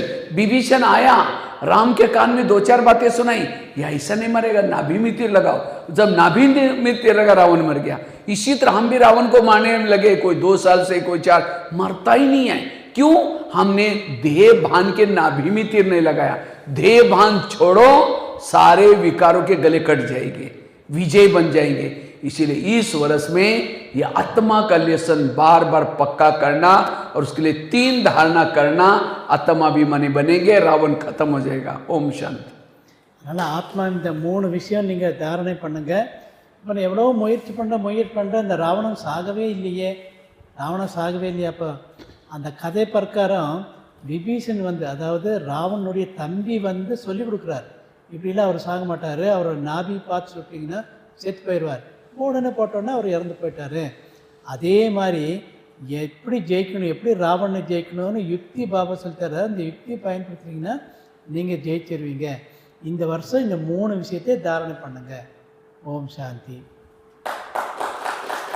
இந்த 3 விஷயம் எழுதியிருக்கீங்களா? கேட்டுக்கு போனப்போ மறந்து போயிடும், மறதி, நல்ல மறதி. அது அப்படியே இங்கேருந்து நல்லா கேட்ட மாதிரி இருக்கலாம், தெரிஞ்ச மாதிரி இருக்கும். வீட்டுக்கு போட்டு இன்றைக்கி என்ன சொன்னார் மறந்தே போயிடும். அதனால் நோட் பண்ணால் அங்கே ரெஃபர் பண்ணணும். और ये रेस जरूर लगाना अभी सभी, ठीक है। बाकी आप 15 मिनट थोड़ा कमेंट्री से योग करेंगे, ठीक है, पूरा करेंगे। இப்போ ஒரு 15 நிமிஷம் அவர் கமெண்ட்ரி சொல்லுவார். கமெண்ட்ரி தமிழ் டிரான்ஸ்லேஷன் வேணுமா? जरूर करना। கமெண்ட்ரி சொன்னால் புரிஞ்சுக்குவீங்க இல்லையா? கமெண்ட்ரி ஆத்மா பரமாத்மா பாபா தான் சொல்ல போகிறாரு. நல்லா கமெண்ட்ரி சொல்லுவார். 15 நிமிஷம் பக்கா யோகா பண்ணலாம். सभी कमर सीधी करके बैठेंगे,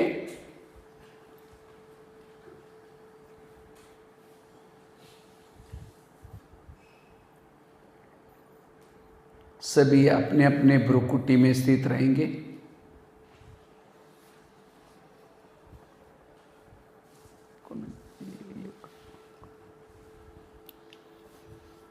உங்கள் எண்ணங்களை வந்து இருப்புற மத்தியில் குவிச்சு வைங்க. मैं ज्योति स्वरूप आत्मा दोनों भ्रुकुटी के बीच में वास करती हूँ। நான் இருப்புற மத்தியில் இருக்கக்கூடிய ஜோதி ஸ்வரூபமான ஆத்மா. मैं आत्मा हूँ।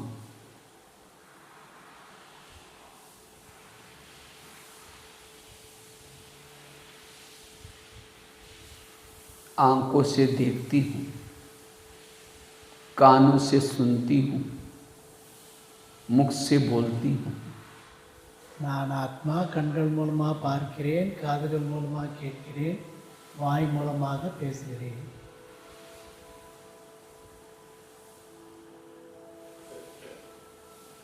ये शरीर मेरी एक डब्बी है, मैं आत्मा इसमें चैतन्य में हीरा हूँ। இந்த உடல்ங்கிறது ஒரு சின்ன டப்பா, நான் ஆத்மா, அதுக்குள்ளே இருக்கக்கூடிய ஒரு வைரம்.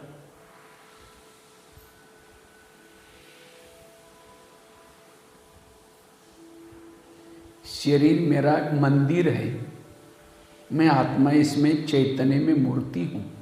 இந்த சரீரம் ஒரு கோயில், நான் ஆத்மா அந்த கோயிலில் இருக்கக்கூடிய மூர்த்தி.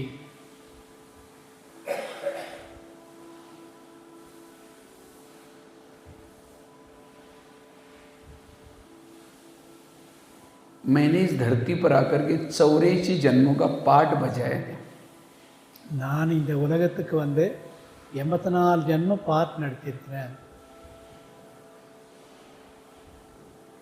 अब ये काल चक्र पूरा हुआ है, मुझे वापिस जाना है। இப்போ காலசக்கரம் முடிஞ்சு போச்சு, நான் இப்போ திரும்ப வீட்டுக்கு போகணும்.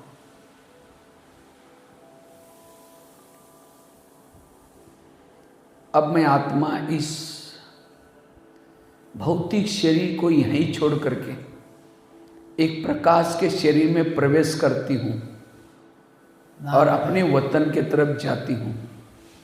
என்னுடைய பௌதீக உடலை இங்கே விட்டுவிட்டு ஒரு பிரகாசமான உடலை எடுத்துக்கொண்டு நான் சூட்ச வதனம் செல்கின்றேன்.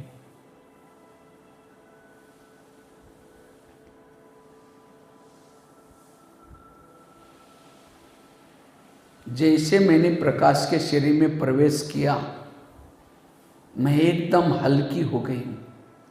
நான் பிரகாச சரீரத்துக்குள்ளே பிரவேசம் செய்யும்போது நான் ஒரே அடியாக லேசாக மாறிட்டேன்.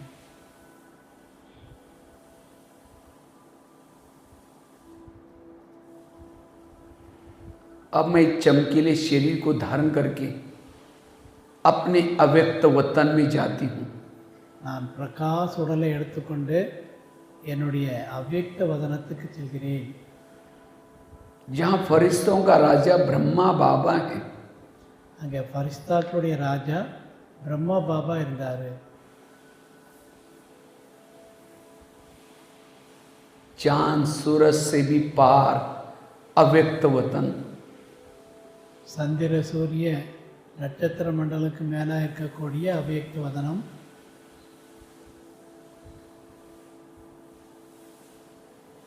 जैसे मैं अव्यक्त वतन में पहुंचती हूँ, ब्रह्मा बाबा उठ करके खड़े हो गए और बाबा ने मुझे गले लगा करके मेरा स्वागत किया।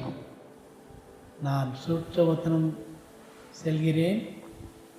என்னை பார்த்தவுடன் பிரம்மா பாபா எழுந்து நின்று என்னை அணைத்துக் கொள்கிறார்.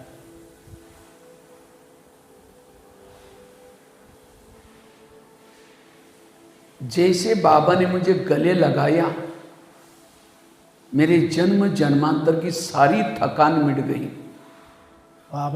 பாபாவுடைய அணைப்பில் ஜன்ம ஜன்மத்தினுடைய என்னுடைய களைப்பெல்லாம் நீங்கிவிட்டது.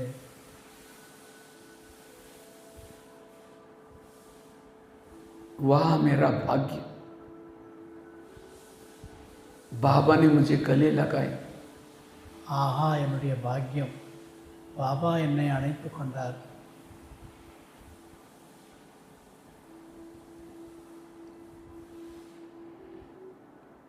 अब बाबा मुझे पावरफुल दृष्टि दे रहे। பாபா இப்பொழுது எனக்கு பவர்ஃபுல் திருஷ்டி கொடுக்கின்றார்.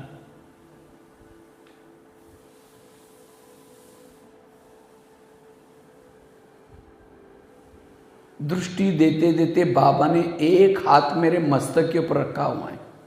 பாபா திருஷ்டி கொடுத்துட்டே இருக்காரு. ஒரு கை எடுத்து என் தலை மேலே வைக்கிறாரு. बाबा की शक्तिशाली दृष्टि से मेरा प्रकाश का शरीर भी लोप होता जा रहा है। मैं अशरीरी विधेयी बनती जा रही हूँ। பாபா சக்திசாலி திருஷ்டி அளிக்கின்றார். அந்த சக்திசாலி திருஷ்டியில் என்னுடைய சூட்சும சரீரம் கூட மறைஞ்சி போய் நான் ஆத்மா மட்டும் பிரகாசமாக இருக்கேன். अब मैं अशरीरी विधेयी आत्मा धीरे धीरे अपने मूल वतन की तरफ जा रही हूँ। நான் அசரீரி விதேகி ஆத்மா மேலே மூலவத்தனத்துக்கு பரந்தாமத்துக்கு போகிறேன்.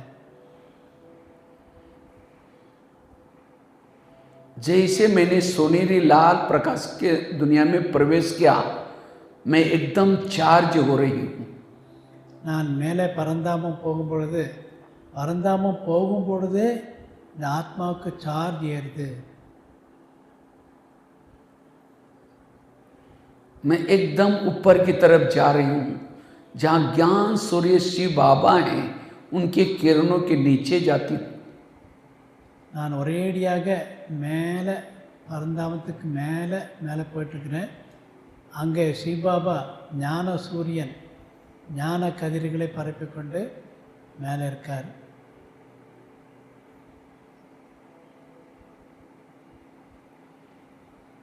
बाबा की शक्तिशाली किरणों से मेरे जन्म जन्मांतर के विकर्म समाप्त होते जा रहे हैं.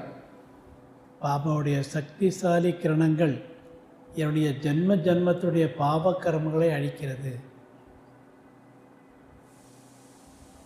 मैं बाबा को अपलक होकर के देख रही हूँ. பாபாவை நான் பார்த்து கொண்டே இருக்கிறேன். जिस बाबा को देखने के लिए मेरे युगों से आंखें तरस रही थी, எந்த தந்தையை பார்ப்பதற்காக யுகம் யுகமாக தாகமாக இருந்தேனோ, बाबा की शक्तिशाली किरणों से मेरी आत्मा के अंदर के विकारों के जर्म नष्ट होते जा रहे हैं. பாபாவிடமிருந்து சர்வ சக்திகளின் கிரணங்கள் வெளிப்பட்டு என்னுடைய ஆத்மாவில் இருக்கக்கூடிய விக்கர்மங்கள் என்ற கிருமியை அழிக்கின்றது.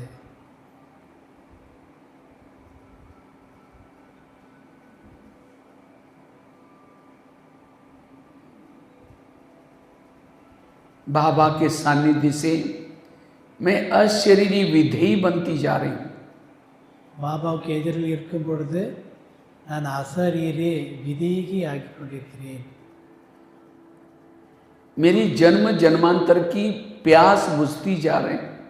என்னுடைய ஜன்மத்துடைய தாகம் தணிந்து கொள்கிறது. अब मुझे कुछ नहीं चाहिए. இப்பொழுது எனக்கு எதுவுமே வேண்டாம். बाबा की सानिध्य से मुझे अतीन्द्रिय सुख की अनुभूति होती जा रही है.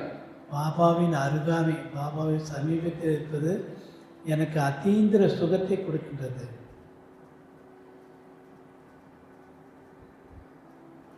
मेरे मन बुद्धि का भटकना बंद हो गया. மனம் புத்தி அலைவதிலிருந்து நின்று போயிட்டது.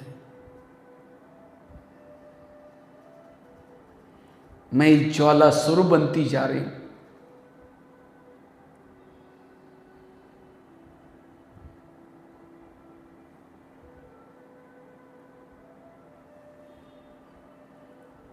मैं ये प्रभु मिलन मना रही हूँ. நான் பிரபுவை சந்தித்துக் கொண்டிருக்கிறேன்.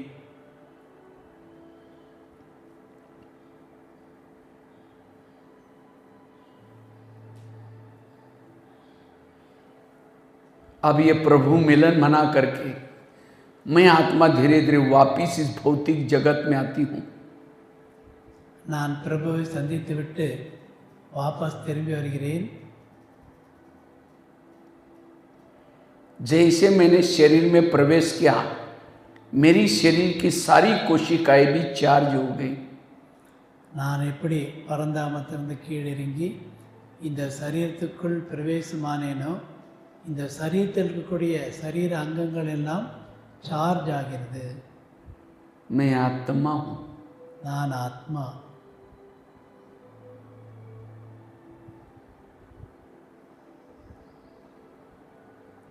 ओम शांति. ஓம் சாந்தி.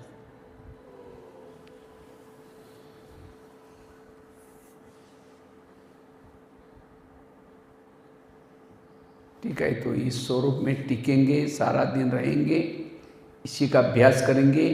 यही हमारे लिए भट्टी है. इसी से हमारी कर्मेंद्रिया भी कंट्रोल में रहेगी, भूले नहीं होंगी. जो भूले की हैं वो विकर्म भी समाप्त होते रहेंगे. ये है पुरुषार्थ. ठीक है. ओम शांति.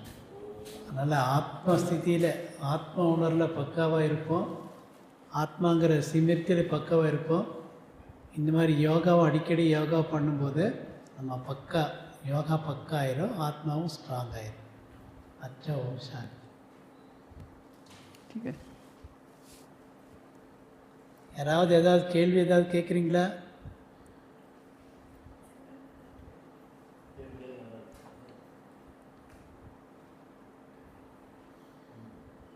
சரி சார், அவருக்கு ரெஸ்ட்டு கொடுக்கல. அவர் காலையில் அமிர்த வழியிலிருந்து கொஞ்சம் ரெஸ்ட் எடுக்கட்டும். அவர்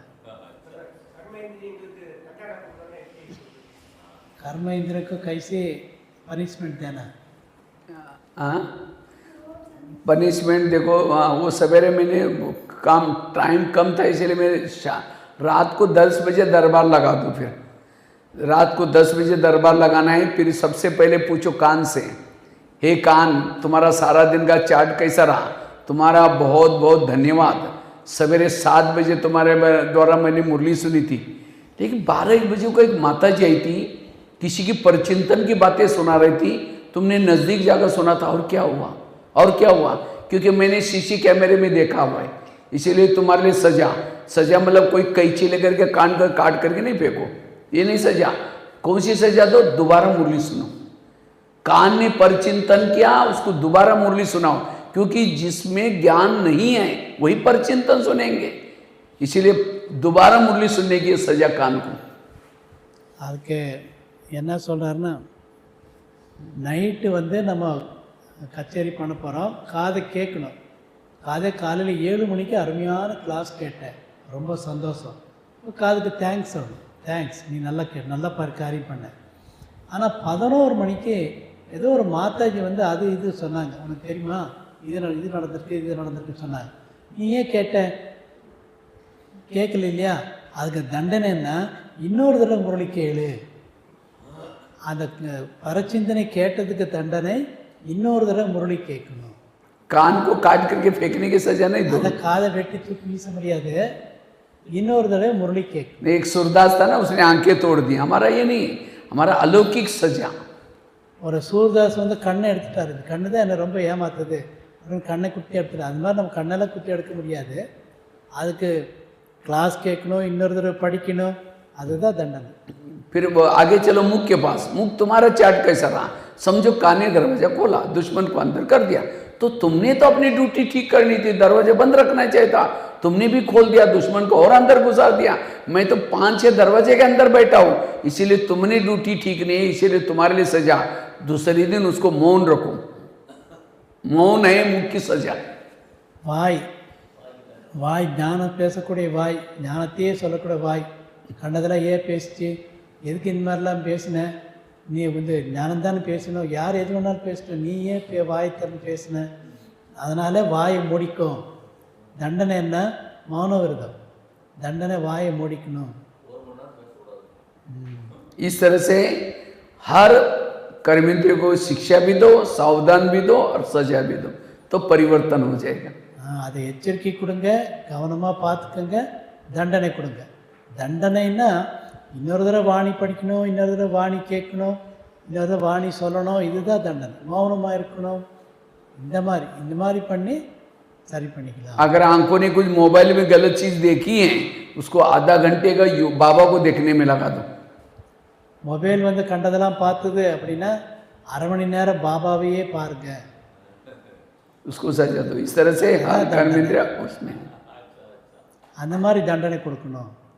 மௌனமாக இருக்கணும், அப்புறம் இன்னொரு தடவை வாணி கேட்கணும், இன்னொரு தடவை வாணி படிக்கணும், அப்புறம் பாபாவையே ஏதோ தப்பான விஷயத்தை பார்த்துட்டோன்னா அதை அழிக்கிறதுக்கு பாபாவே பாருங்க. अगर योग में नींद आती है तो खड़ा होकर के योग करो और चोटी को ऊपर बांधो एक रस्सी से.